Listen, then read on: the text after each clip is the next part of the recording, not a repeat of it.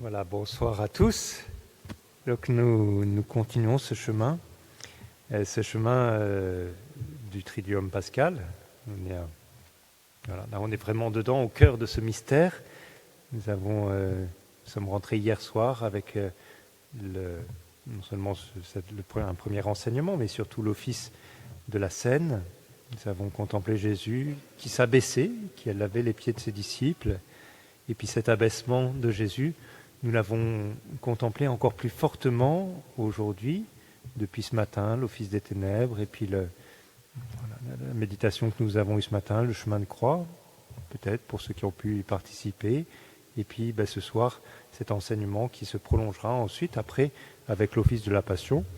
Alors voilà, chacun prend un petit peu ce qu'il peut, ce qu'il veut, ou plutôt chacun se laisse toucher par ce que le Seigneur veut lui faire vivre pendant ces 3 jours saints, ces jours où Jésus vient nous renouveler. Alors, je redis un petit peu comment j'ai fait les 2 premières fois, peut-être pour ceux qui nous rejoignent ce soir, qui prennent en cours cette petite retraite.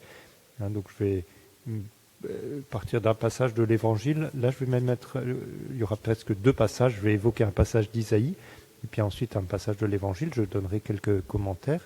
Et puis ensuite, je vous proposerai 5 attitudes, comme je l'ai fait ce matin ou hier soir. Et puis, peut-être on se laisse rejoindre, on se laisse toucher par un point, une invitation du Seigneur, peut-être que le Seigneur veut nous adresser ce soir. On va demander à l'Esprit Saint de venir ouvrir notre cœur, notre intelligence, que nous puissions entendre cette parole que le Seigneur veut nous adresser. Viens, Esprit de sainteté, viens, Esprit de lumière, viens, Esprit de feu, viens nous embraser, viens, Esprit de sainteté, viens, Esprit de lumière, viens, Esprit de feu, viens nous embraser.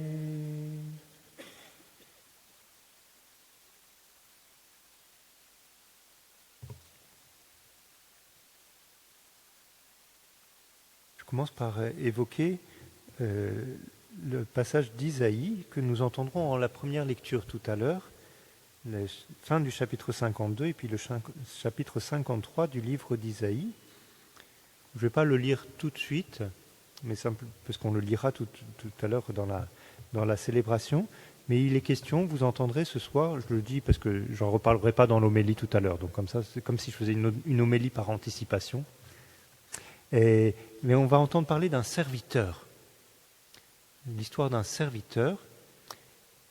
Je fais un tout petit point liturgique là-dessus. Je ne sais pas si vous avez fait attention. Alors certains n'ont pas l'habitude de lire les lectures de chaque jour de la messe, donc ça c'est pas très grave, c'est pas un péché. Mais peut-être ceux qui ont été à la messe lundi, mardi, mercredi. Alors, mercredi c'était la messe chrismale, donc c'était peut-être un peu différent. Mais vous avez peut-être lu la première lecture. Dans chacun des cas, lundi, mardi, mercredi, c'était Isaïe et c'était un passage où il était question d'un serviteur. Mais c'est un serviteur anonyme. On ne sait jamais qui c'est. Dans Isaïe, dans le prophète Isaïe, il y a 4 passages qu'on appelle les chants du serviteur. Chants comme chanter. Il y a les chants du serviteur qui parlent d'un mystérieux personnage, un serviteur. Alors nous, effectivement, comme chrétiens, on comprend que derrière ce serviteur, c'est déjà une annonce de la figure de Jésus. Hier, on a médité sur Jésus qui se fait serviteur dans le lavement des pieds. Et alors, ce soir, donc, on va entendre le 4e.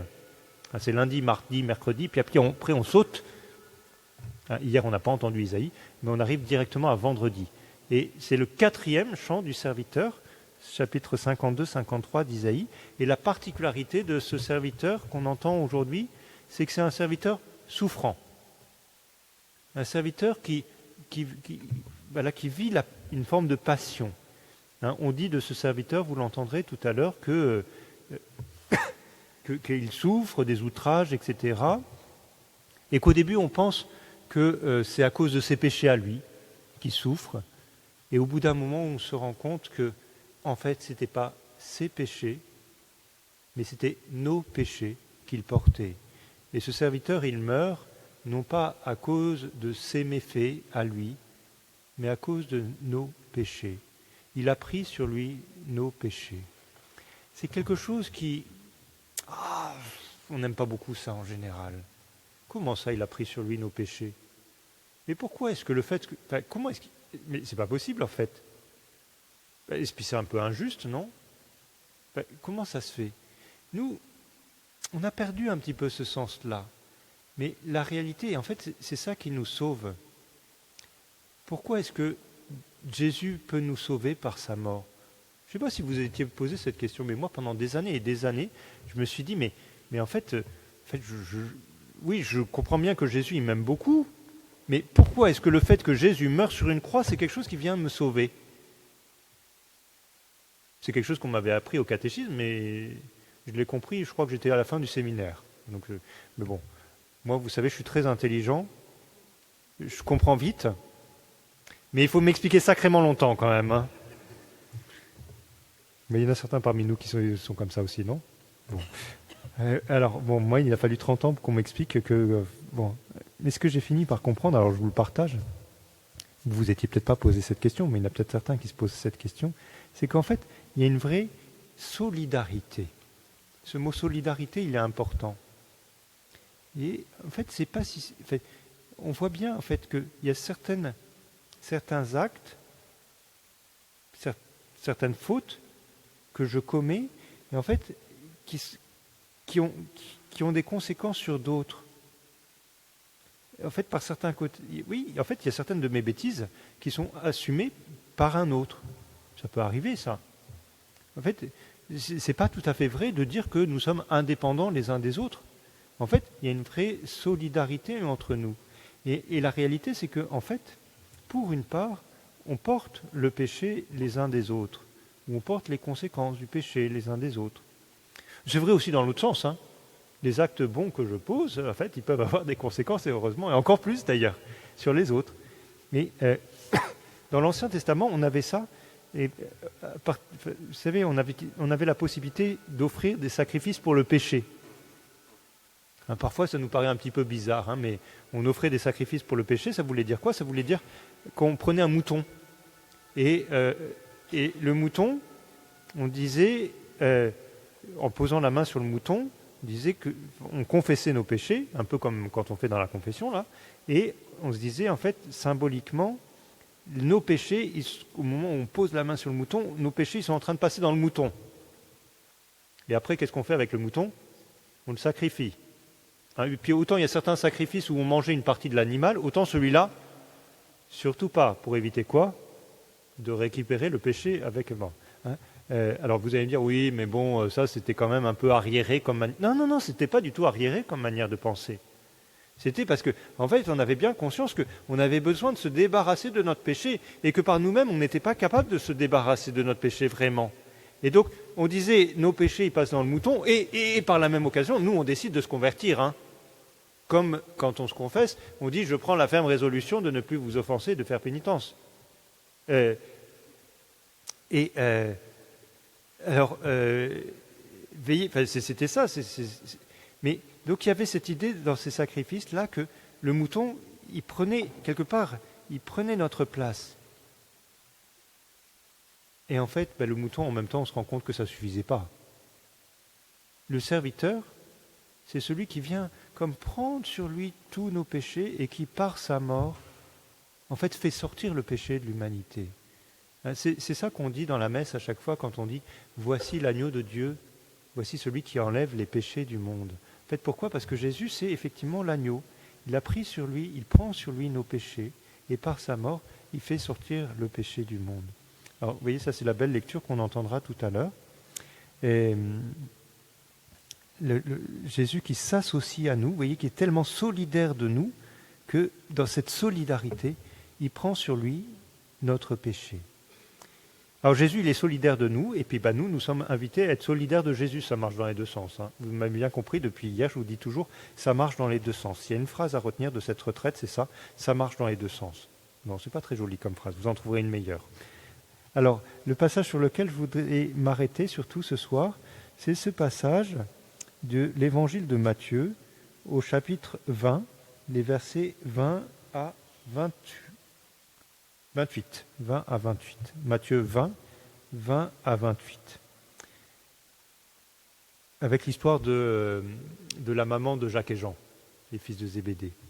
C'est juste après la troisième annonce de la Passion. C'était quand ce matin on a vu la première annonce de la Passion. Et en fait, il y a trois annonces de la Passion. Et alors, qu'est-ce qui se passe juste après que Jésus a annoncé pour la troisième fois à ses disciples qu'il allait mourir et ressusciter? Voilà ce qui se passe. Matthieu 20, verset 20. Alors la mère des fils de Zébédée s'approcha de lui avec ses fils et se prosterna pour lui demander quelque chose. « Que veux-tu » lui dit-il. Elle lui dit « Ordonne que mes deux fils que voici siègent, l'un à ta droite et l'autre à ta gauche dans ton royaume. » Jésus répondit « Vous ne savez pas ce que vous demandez. Pouvez-vous boire la coupe que je vais boire ?» Ils lui disent « Nous le pouvons. »« Soit, leur dit-il, vous boirez ma coupe. Quant à siéger à ma droite et à ma gauche, il ne m'appartient pas d'accorder cela, mais c'est pour ceux à qui mon Père l'a destiné. » Les 10 autres qui avaient entendu s'indignèrent contre les deux frères. Les ayant appelés près de lui, Jésus dit « Vous savez que les chefs des nations dominent sur elles en maîtres et que les grands leur font sentir leur pouvoir. Il n'en doit pas être ainsi parmi vous. Au contraire, celui qui voudra devenir grand parmi vous sera votre serviteur, et celui qui voudra être le premier d'entre vous sera votre esclave.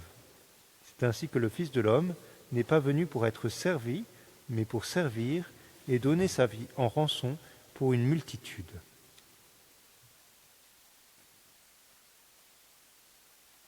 Voilà, donc je donne quelques éléments un peu de commentaire de ce passage, et puis ensuite je vous proposerai 5 attitudes. Alors, je voudrais qu'on comprenne un petit peu ce qui se passe avec Jacques et Jean. Et alors, bon, le but d'un temps d'enseignement comme ça, c'est que vous entendiez des choses que vous n'avez pas l'habitude d'entendre, parce que si c'est pour entendre des trucs qu'on a toujours l'habitude d'entendre, ça ne sert à rien. Alors, je vais vous prendre un petit peu à contre-pied, d'accord ? Vous ne direz pas à votre curé que je vous ai dit ça. Non, mais surtout parce que c'est le risque, c'est que quand on propose quelque chose un petit peu différent, on se dit non, mais en fait, si ça se trouve, dimanche dernier, il vous a dit le contraire de ce que je vais dire. C'est pas grave. C'est lui qui a raison. De toute façon, entre lui et moi, c'est lui qui a raison, d'accord ? Je ne veux pas avoir de problème. Bon, Jacques et Jean. Bon, d'ailleurs, non, c'est pas vrai. Enfin, on va pas parler de Jacques et Jean. On va d'abord parler de leur maman. Alors, c'est vrai qu'un peu d'habitude, on a un peu l'habitude de dire non, mais franchement, Jacques et Jean, c'est pas terrible ce qu'ils font. Et puis en plus, ils n'ont même pas eu le courage d'aller dire directement leur truc à Jésus. Ils sont même passés par leur maman. Franchement, ils n'assument pas, les gars. Ça, c'est ce qu'on dit d'habitude. Moi, j'ai envie de dire, attendez, parce que, ok, c'est Pierre qui nous accueille, mais à mon avis, comme Jacques et Jean, c'est des potes de Pierre, si ça se trouve, ils ne sont pas très loin. Hein. Donc on a peut-être intérêt quand même à pas trop se froisser avec Jacques et Jean. Mais attendez, oui, Jacques et Jean, est-ce qu'ils sont si mauvais que ça? Non, mais parce qu'en général, on se moque d'eux. Bon, en fait, vous regardez dans l'évangile de Marc, effectivement, c'est pas terrible ce qu'ils font. Mais là, on est dans l'évangile de Matthieu, c'est un petit peu différent. D'abord, c'est la maman. La maman, elle s'approche de Jésus avec ses fils, elle se prosterne. C'est plutôt positif, non? Oui, c'est un geste d'adoration pour demander quelque chose. Et d'ailleurs, vous aurez remarqué, elle ne demande rien du tout. Enfin, pas au début. C'est Jésus qui prend la parole le premier. Que veux-tu? Elle a attendu, la dame.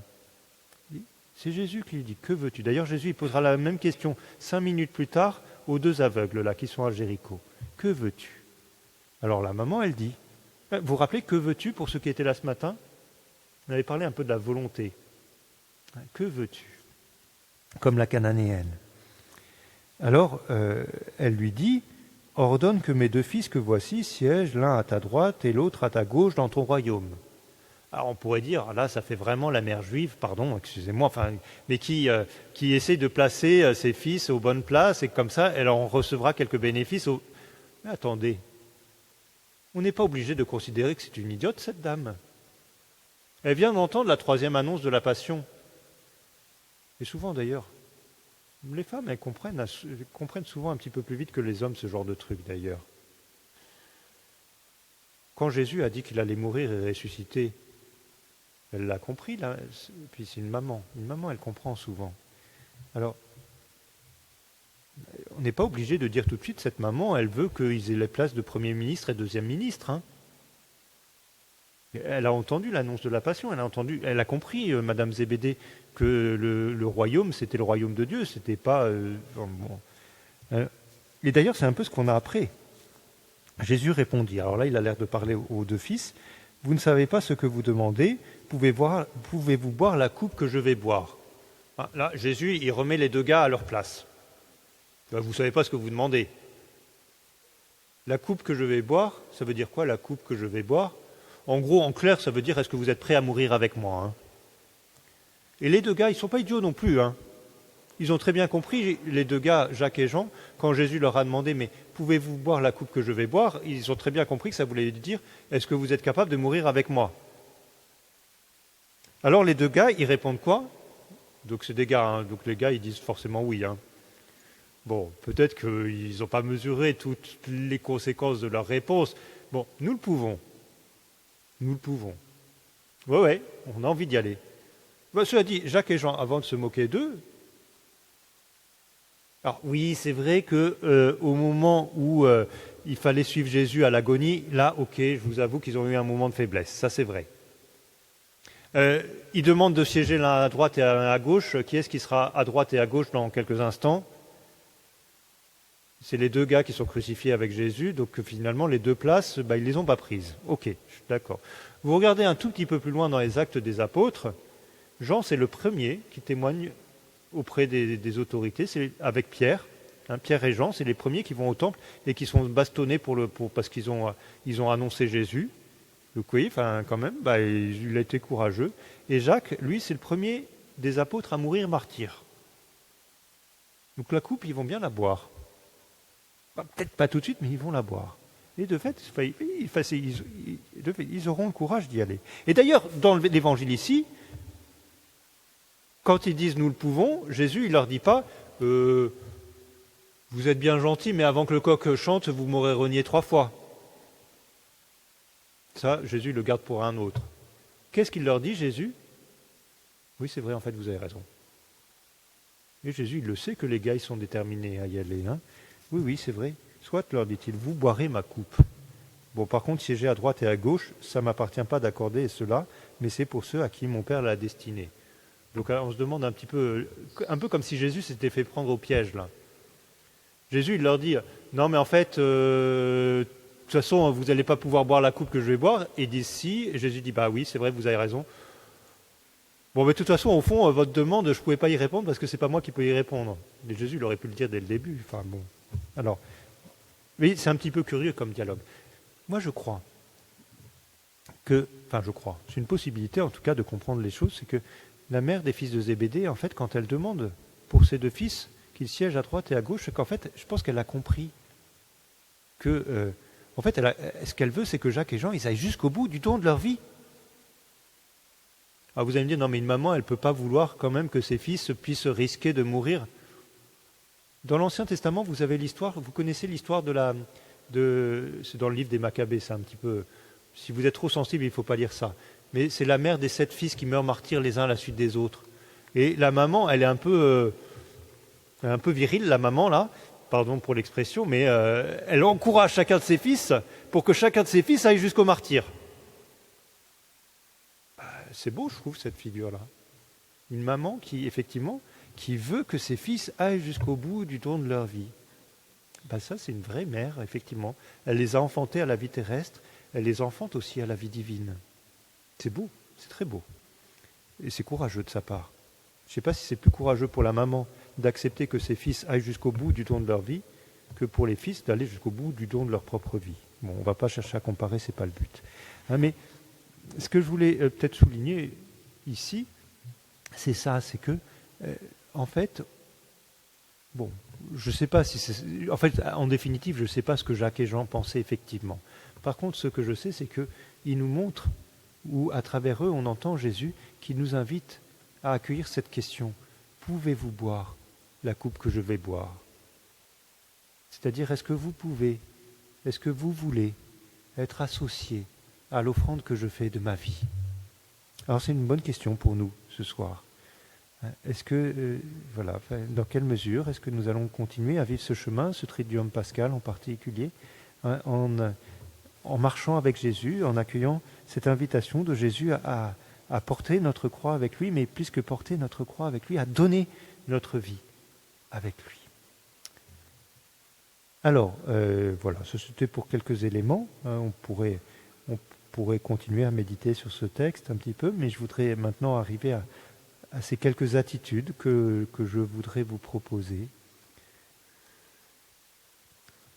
Une première attitude,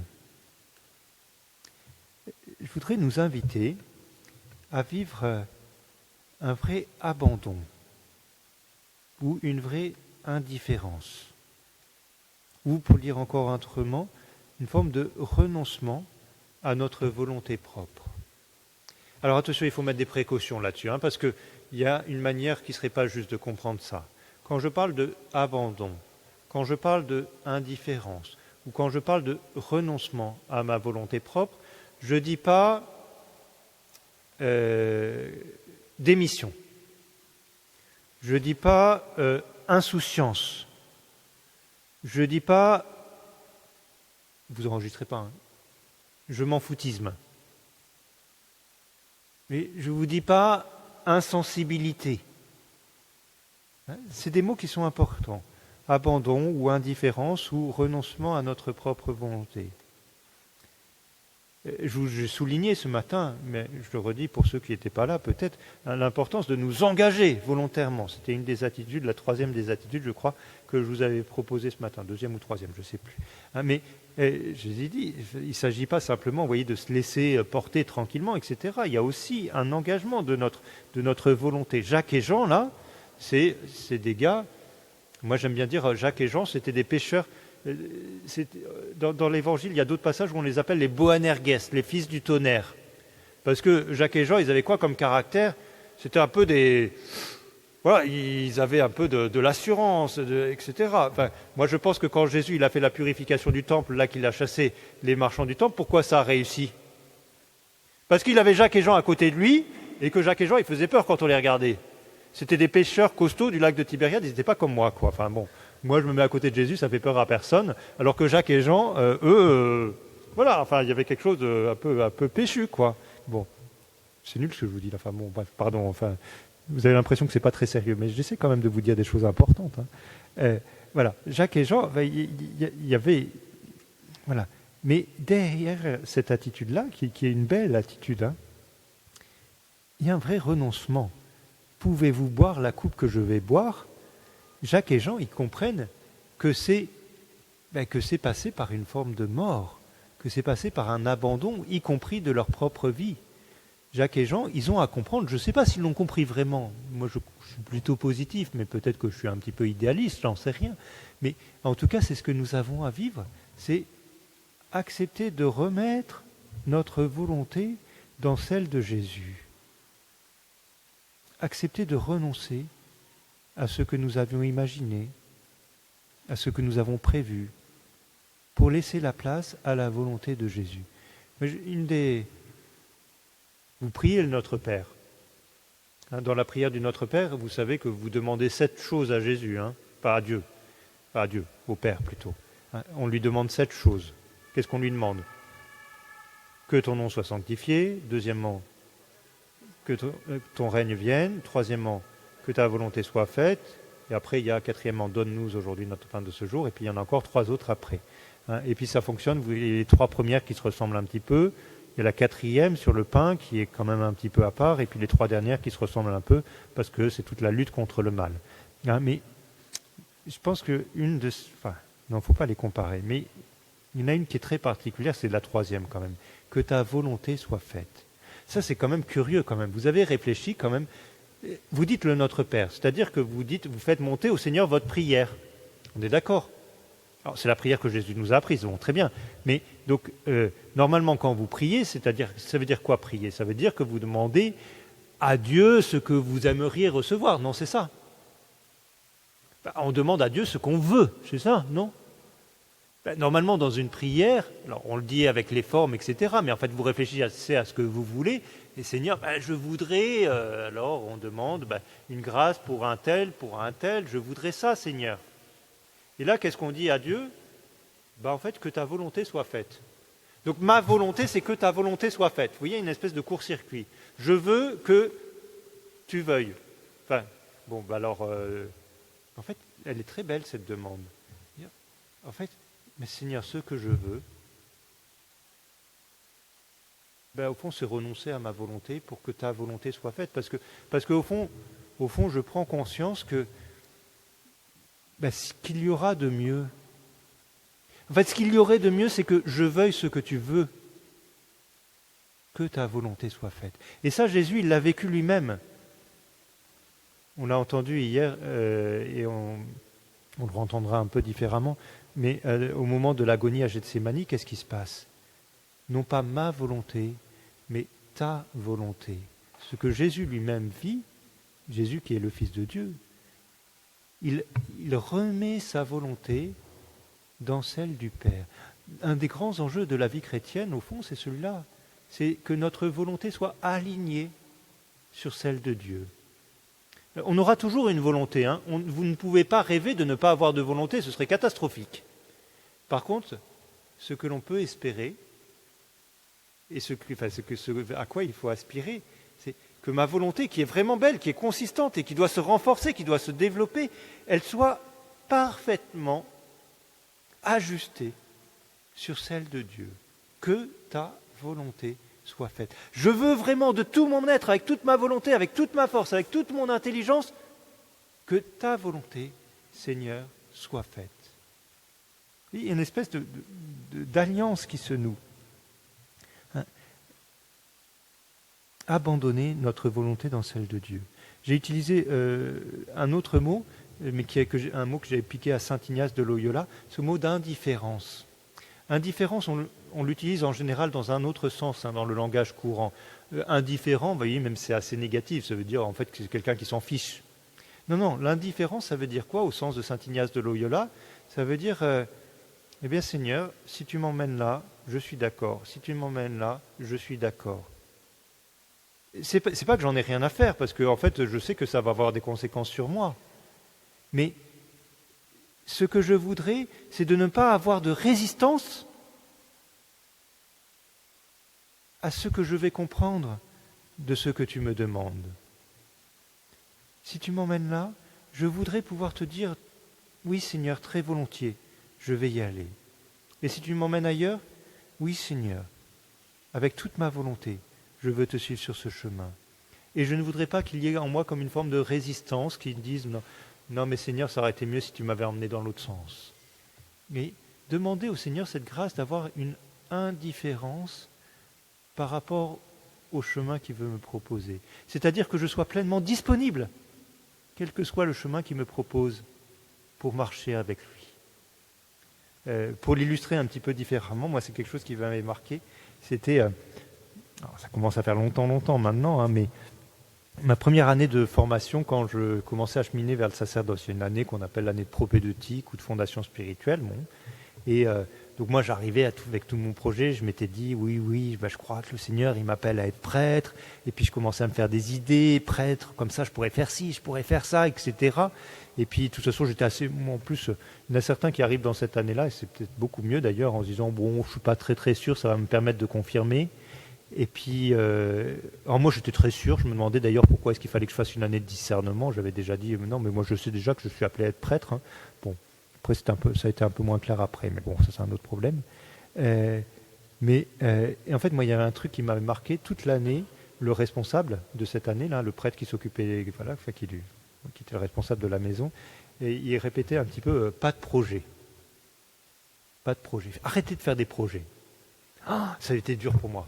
C'était trop dur pour moi, ça. Pas de projet. Mais moi, j'en avais plein, des projets. Je changeais tous les jours de projet, d'ailleurs. Je me dis, je pourrais faire ça, je pourrais faire ça. Qu'est-ce que c'était dur pour moi de me dire, mais d'être capable de renoncer à mes projets, de dire au Seigneur, mais écoute, Seigneur, moi j'ai cette idée-là, mais mais je voudrais déposer ce projet devant toi pour être disponible à autre chose, si c'est ta volonté. Pas de projet. Bon. Voilà, donc ça c'était ma première attitude que je voulais vous proposer, vivre une forme d'abandon, d'indifférence, de renoncement à notre propre volonté. Là aussi, vous mettrez le mot que vous voulez derrière cette attitude. Deuxième attitude, c'est un peu le prolongement, mais peut-être que ça parlera davantage à d'autres là. Ce serait une attitude de purification de notre volonté. Purification de notre volonté. Et si je reviens à Jacques et Jean, je vous l'ai présenté comme ça. En fait, ils en veulent. Pardon, c'est pas très correct, mais ça nous parle. Quand on dit quelqu'un qui en veut, on comprend ce que ça veut dire. Ça veut dire quelqu'un qui a une forme de détermination, de courage, etc. Ils veulent vraiment. Ils ont plus ou moins compris quand même.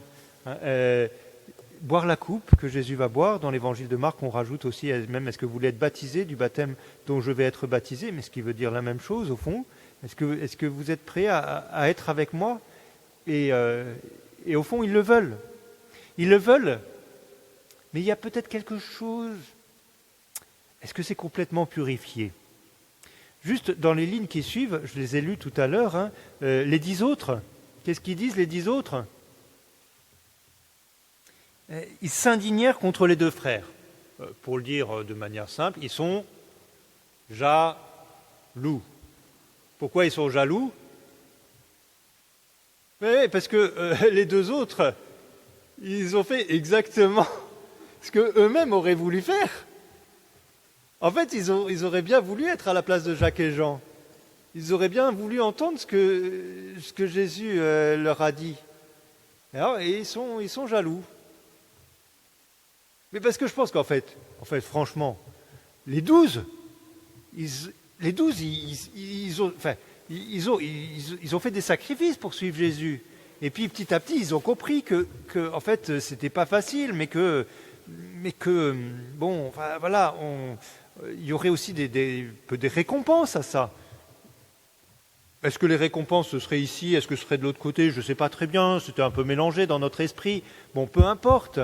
Mais en fait, voilà, ils ont une attitude qui est positive vis-à-vis de Jésus. Bon, après, il y aura des abandons, des machins, etc. Mais franchement, que celui qui n'a pas péché leur jette la première pierre. Hein.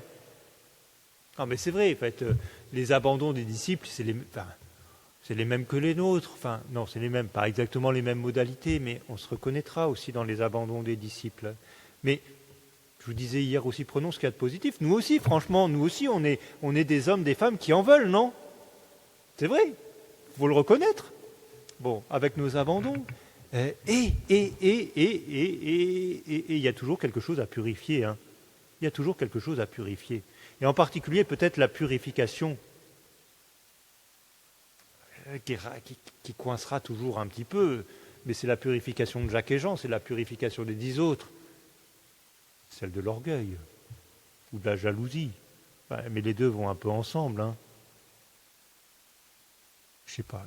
Peut-être que je suis un peu genré comme personne. Mais j'ai plutôt tendance à dire que du côté masculin, on parlera plus facilement de l'orgueil, du côté féminin, on parlera plus facilement de la jalousie.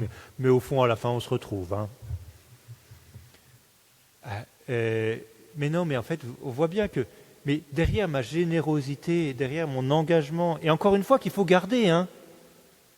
Parce que si je commence à me dire, non mais en fait toute ma détermination, toute mon énergie, tout ce que j'ai envie de faire, non, mais il ne faut pas que je le fasse parce que quand même c'est orgueilleux. Alors je me cache derrière le risque de l'orgueil en disant, non mais moi je ne sais rien faire, je me cache, je ne rends pas service parce que je n'ai pas envie de me mettre en évidence. Non, mais ça c'est de la fausse humilité, c'est de la bêtise, c'est de je ne sais pas quoi, bon pardon, hein. Non, on continue à avancer. Mais avec cette vigilance-là que le petit démon de l'orgueil ou le petit démon de la jalousie, il faut reconnaître qu'il n'est jamais très loin.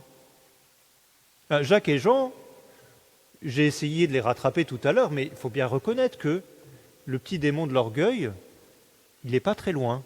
Ils ont peut-être envie d'être un peu meilleurs que les autres. Et ça, c'est pas possible. C'est pas possible. J'aime bien cette phrase de Saint Paul dans la lettre aux Philippiens. Tout à l'heure, on entendra aussi, ce sera la deuxième lecture, la lettre aux Philippiens, mais je ne crois pas qu'on ait l'introduction. Jésus, qui était de condition divine, ne retint pas jalousement le rang qu'il est. Mais juste avant, on a cette phrase de Paul qui est géniale, mais qui gratte quand même bien, bien, bien. Par l'humilité, estimez les autres supérieurs à vous-même. Par l'humilité, estimez les autres supérieurs à vous-même. Comme Jésus qui était de condition divine, etc. Et c'est pas facile ça. Hein.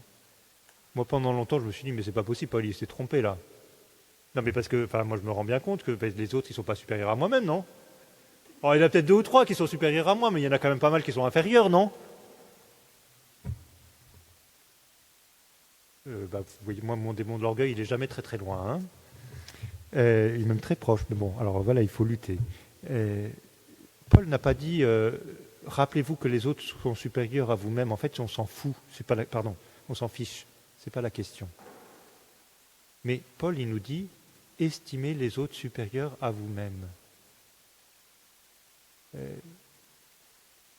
Quand tu abordes ton frère ou ta sœur, quand tu rencontres telle ou telle personne, ne commence pas par te dire qu'est-ce que j'ai de plus qu'elle, qu'est-ce que je peux lui apporter, voire pire encore, qu'est-ce qu'il a de moins que moi. Mais qu'est-ce qu'il a de mieux que moi? Pas pour se comparer, mais quelle est la richesse qu'il a et devant laquelle je peux m'émerveiller? Ça change les relations. Quand on commence à aborder quelqu'un en se disant « mais je sais que j'ai une merveille à découvrir », ça c'est génial. Je reviens, ce matin je vous ai juste dit un mot sur Zachée, je vous dis un autre mot sur Zachée ce soir. Vous savez, Zachée, quel est le jour où il a rencontré Jésus? Il y a un truc, c'était la première fois de sa vie que ça lui est arrivé. Vous savez quelle est la nouveauté absolue que Zachée a expérimenté ce jour-là? Bon, il y a Jésus qui est venu chez lui et tout ça. Les autres se moquaient, ça il avait l'habitude. Il est monté dans un arbre, c'était peut-être pas la première fois de sa vie que ça lui arrivait. Par contre, c'était la première fois de sa vie que quelqu'un a levé les yeux pour le regarder. Zachée, il n'avait pas l'habitude, il faisait 1m40. On ne dit pas combien il faisait, on dit qu'il était de petite taille. Donc ça veut dire que Zachée, c'est lui qui avait l'habitude d'être toujours comme ça quand il parlait aux gens. Et là, il était comme ça. Et au contraire, c'était Jésus qui... En fait, il y a un truc, c'était un comble. Le premier qui a regardé Zachée en levant les yeux, le premier qui n'a pas regardé Zachée de haut, c'est Jésus. C'est un bel exemple. Vous aviez fait attention à ça? Je trouve que c'est très intéressant pour nous parler des relations. Bon, alors voilà, ça c'était un peu sur la purification de notre volonté. Dans la purification, voilà, c'est bien de vouloir et voilà, de s'engager, de suivre Jésus, et avec cette prudence, cette vigilance que ce double démon-là, petit démon, de la jalousie ou de l'orgueil, mais il n'est jamais très loin. Et on a besoin de demander au Seigneur que ce que nous faisons dans notre vie, on le fasse de manière humble, de manière désintéressée. C'est pas pour nous-mêmes. Parce qu'au fond, il y aurait la tentation. Je fais des trucs pour Jésus. Attendez, c'est vachement bien que je fasse des trucs pour Jésus, non? Ça vaut 0. Non, mais si c'est pour me mettre en évidence, comme le dit Jésus dans l'Évangile, si c'est pour obtenir la gloire qui vient des hommes, j'ai déjà mon salaire. Si je suis un bon prêtre et que je fais des bonnes choses etc., et que du coup tout le monde dit que je suis un bon prêtre, si, c'est bien que je le fasse.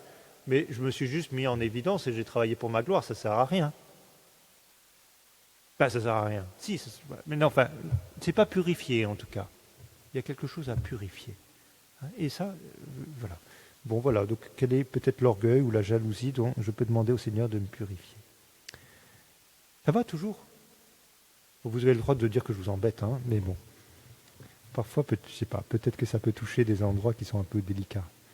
Mais auquel cas, pardon, mais si à un moment je vous froisse ou si à un moment j'ai des formules un peu intempestives qui vous heurtent, je vous en demande vraiment humblement pardon, ce n'était pas mon intention.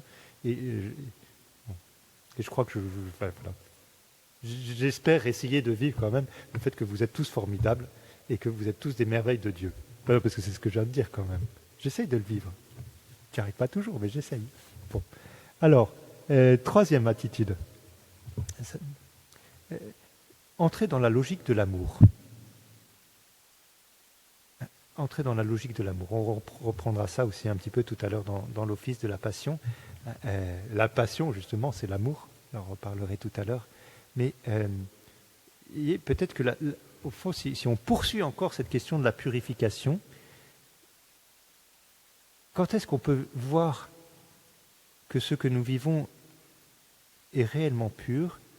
C'est au fond lorsque ce que nous le vivons réellement par amour. Est-ce que Jacques et Jean, quand ils disent à Jésus « nous le pouvons », est-ce que c'est l'expression de leur amour? En fait, j'en sais rien. Je ne sais pas. Ça, c'est leur confession à eux. Et je ne peux pas rentrer dedans. Je ne sais pas. Peut-être que oui. Peut-être que nous le pouvons. C'était vraiment leur cri d'amour. Mais oui, Seigneur, nous le pouvons. Mais Seigneur, on t'aime tellement que, oui, nous sommes prêts à donner notre vie avec toi. Et au fond, le reste, on s'en fiche. Le qu'en dira-t-on, on s'en fiche. Même si les autres, ils sont jaloux, écoutez, voilà, mais moi, je sais que c'est vraiment par amour que je t'ai suivi. Peut-être que ce n'était pas complètement par amour, peut-être qu'il y avait un peu de calcul derrière, ça c'est vrai.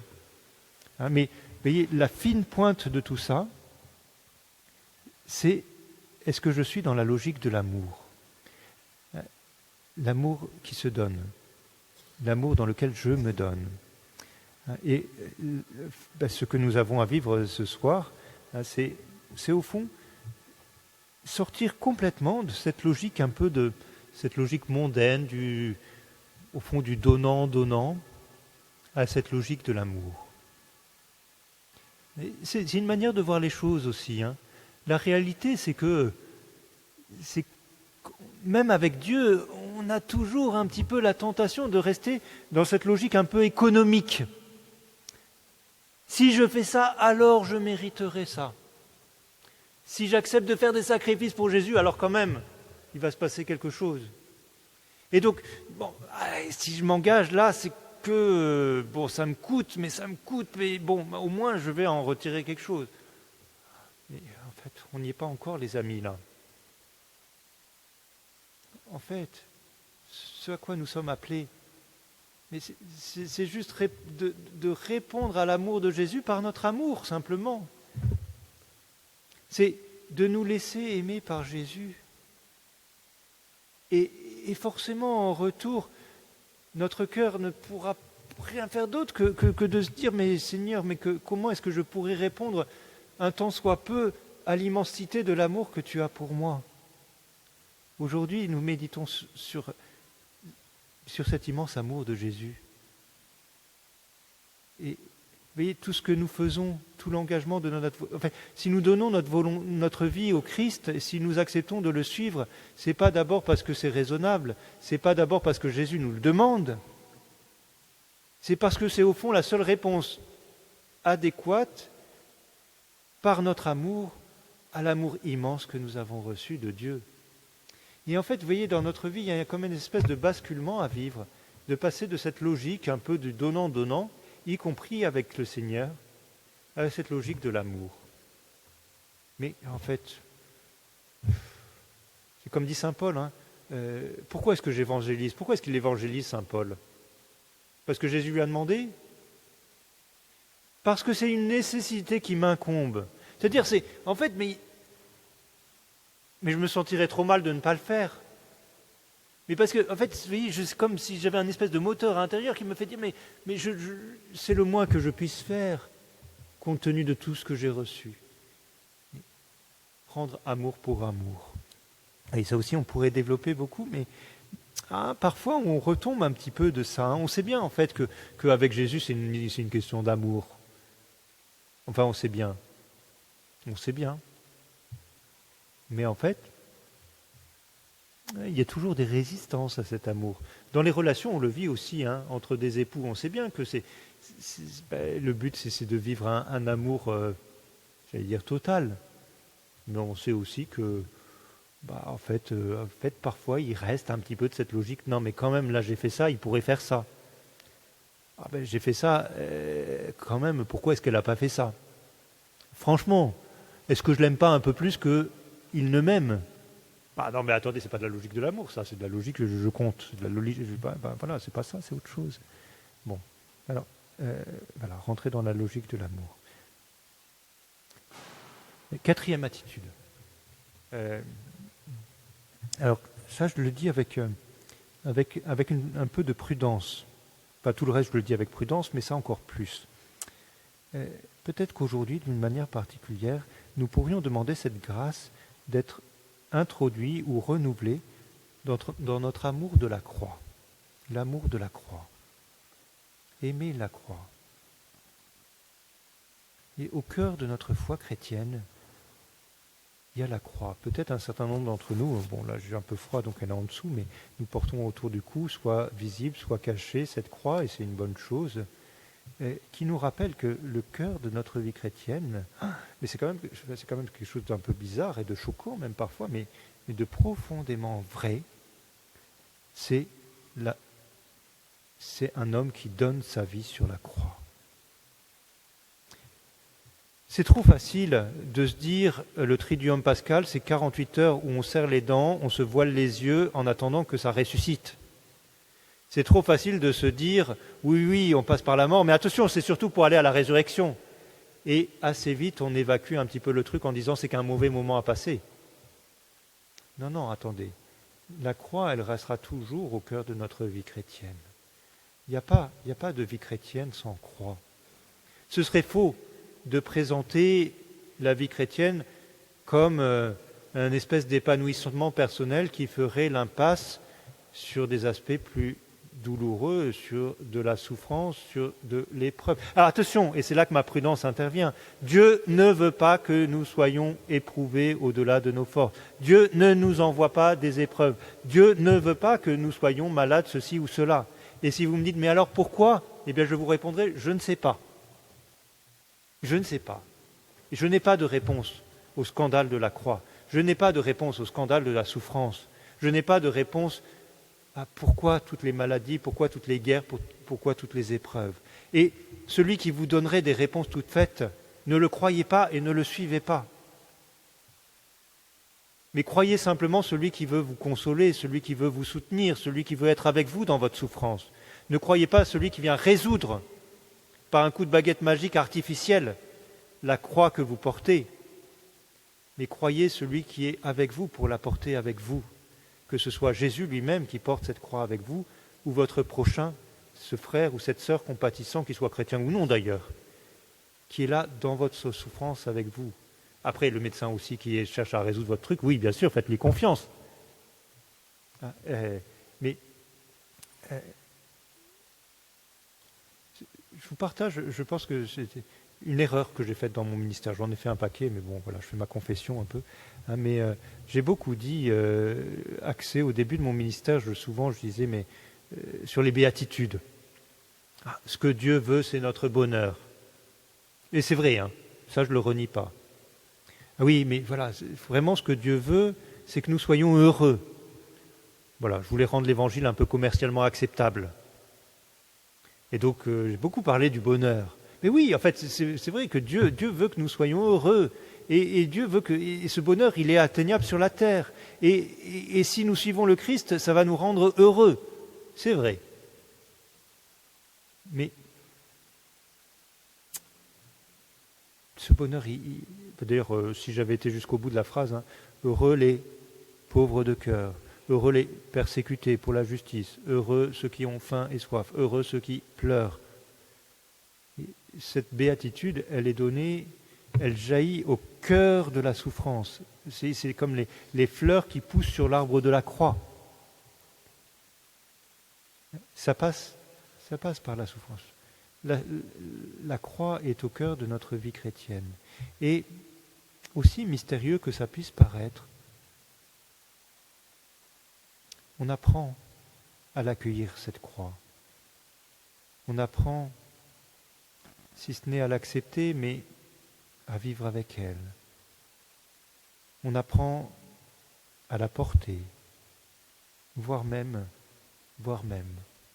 on apprend à l'aimer. Et quand je dis on apprend à l'aimer, ça ne veut pas dire qu'on la cherche. Ça ne veut pas dire que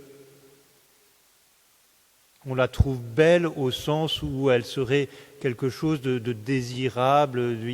Non, s'il vous plaît, pas de religion un peu, doloriste. On a eu ces excès-là au XIXe siècle, un peu doloriste, un peu machin, Sainte Thérèse de l'Enfant Jésus. Elle a dû lutter contre ça. D'ailleurs, elle a corrigé, c'est le génie de Sainte Thérèse de l'Enfant Jésus, c'était de nous faire sortir de ce côté victimaire, de ce côté etc. Non. Mais la croix, elle nous sauve. Par sa croix, Jésus nous sauve. Par sa souffrance, par sa mort, Jésus nous rachète et nous fait rentrer dans la vie éternelle et nous le vivons avec lui. Il y a quelque chose là-dedans que nous... Oui, bon. Pardon encore parce que ce point, il est délicat et peut-être que ça peut révolter, même peut-être s'il y en a qui sont révoltés par ce que je viens de dire, c'est que je me suis mal exprimé. Et c'est que ce n'est pas le moment pour vous. Et comme, voilà, vous choisissez une des 4 autres attitudes en disant, il a dit des bêtises là-dessus, c'est pas grave, ce sera pour une autre fois. Ou pas, c'est pas, peu importe. Mais peut-être que certains d'entre vous pourront être rejoints par ça. Hein, cette croix, je peux l'accueillir dans ma vie, je peux l'aimer. Et puis la dernière attitude, que j'ai intitulée comme suit, témoin de la miséricorde. Témoin de la miséricorde. En fait, ce que j'imagine quand même dans ce triduum pascal ou dans notre vie chrétienne, nous avons fait l'expérience de la miséricorde. Peut-être certains se sont confessés ces jours-ci, peut-être qu'en contemplant la croix tout à l'heure, ou ce soir, au moment de cette célébration de la Passion, nous nous serons laissés rejoindre par cet immense amour de Dieu pour nous. Et c'est un petit peu ce que je commençais à dire tout à l'heure, mais c'est trop fort pour nous. Mais quand vous faites l'expérience d'un amour immense, voilà, bon, je sais pas, je prends un exemple, la jeune femme qui est amoureuse, la jeune femme qui reçoit, elle peut le garder pour elle. Mais forcément, ça rayonne, même si elle essaye de le garder pour elle, de toute façon, ça se voit. Mais non, mais c'est vrai, vous voyez qu'il y a comme un espèce de débordement normal de la miséricorde. Il y a un débordement normal de l'amour. L'amour, ça n'enferme pas, ça ouvre. Alors, voyez, nous, je sais pas, enfin, vous avez reçu l'amour de Dieu, et vous en vivez, vous êtes touchés par ça. Alors peut-être que c'est plus ou moins, peut-être que etc. Peut-être qu'il y en a certains qui sont plus introvertis, d'autres plus extravertis, etc. On s'en fiche. Mais d'une manière ou d'une autre, nous serons invités à être des témoins de la miséricorde. Et si je vous le dis, encore une fois, j'espère que vous m'aurez compris, le but, c'est pas de vous dire ce que vous devez faire. Le but, c'est pas de cocher la case « j'évangélise, je témoigne, je raconte, je parle ». Même si c'est effectivement ce que nous sommes appelés à faire. Mais on n'est pas appelé à cocher des cases. On est appelé, vous voyez, comme à nous laisser traverser par cet amour. C'est l'histoire d'un canal. Vous voyez, vous prenez un tuyau, l'image elle est moyenne, je vous accorde. Si je vous dis que vous êtes des tuyaux, vous avez le droit de le prendre mal. Bon, mais vous voyez, si le tuyau il est bouché dans un sens, vous voyez, je reçois l'amour de Dieu, mais je bouge bien le tuyau de l'autre côté pour être sûr de le garder. Ça ne va pas circuler beaucoup. Après, il y a ceux qui sont débouchés dans l'autre sens, c'est-à-dire je donne l'amour de Dieu, mais par contre j'ai bien bouché le tuyau de l'autre côté, donc je ne reçois vraiment pas de l'amour de Dieu, j'en ai peut-être pas besoin. Vous voyez, celui qui va être très activiste finalement, mais qui... Bon, en fait le but c'est qu'on soit un tuyau ouvert des deux côtés, d'accord ? Et on reçoit l'amour de Dieu et on se met en disposition de recevoir l'amour de Dieu, mais vous voyez, c'est un peu comme... si vous débouchez le tuyau vers la sortie, ça permettra de faire rentrer par l'entrée. Mais si je témoigne de l'amour de Dieu, si je partage cet amour de Dieu par ma charité concrète qui est vécue, par mon attitude, par mon sourire, par mon témoignage, par les dons que je fais, etc., eh ben en fait, le tuyau, il est débouché aussi par l'autre côté. C'est-à-dire qu'en fait, le Seigneur, il nous donne, il nous donne, il nous donne, il nous donne.